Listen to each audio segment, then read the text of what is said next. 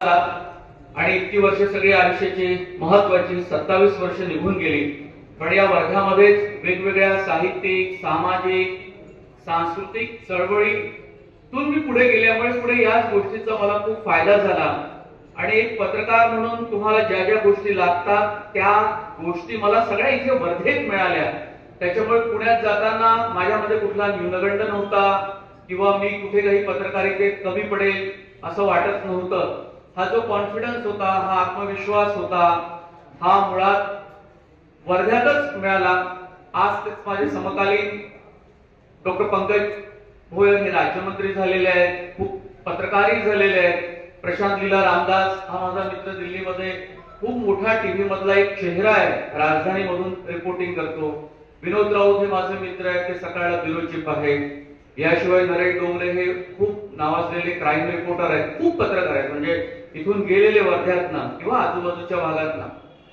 आज या पुरस्काराच्या निमित्तानं महाराष्ट्रातले माझे सर्व ग्रामीण पत्रकार जे अर्धवेळ काम करतात आणि ज्यांना आर्थिक स्थितीतून एक सर्व पत्रकार ग्रामीण भागातले वर्धा जिल्ह्यातले माझे अत्यंत जवळचे सगळेच मित्र आज जे काही ज्यांना पुरस्कार इथे मिळाला त्यातले एक दोन अपवाद वगळता हे सगळेच माझे खूप जवळचे अनेक वर्षांपासूनचे मित्र आहेत. त्यांना मी हा पुरस्कार अर्पण करतो, कारण त्या सगळ्याच महाराष्ट्रातल्या ग्रामीण पत्रकारांशी मी खूप जवळून काम केलंय.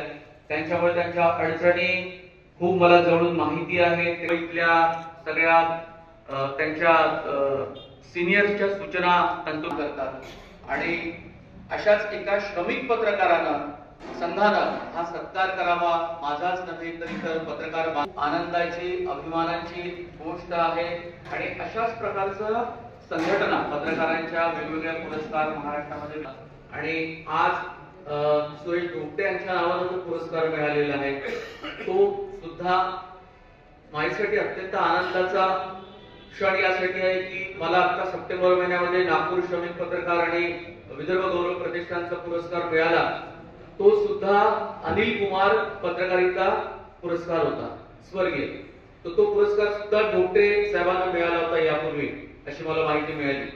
आणि आज त्यांच्याच नावानं हा पुरस्कार मिळतो. त्यांना मी खूप ओळखत होतो जवळून, अत्यंत अर्थात प्रवीण माझे मित्र असल्यामुळे त्यांच्या घरी येणं जाणं होतं, पण मुळात त्यांच्या जुन्या पत्रकारितेतले आक्रमक, सडेतोड आणि अगदी वास्तवदर्शी जी पत्रकारिता होती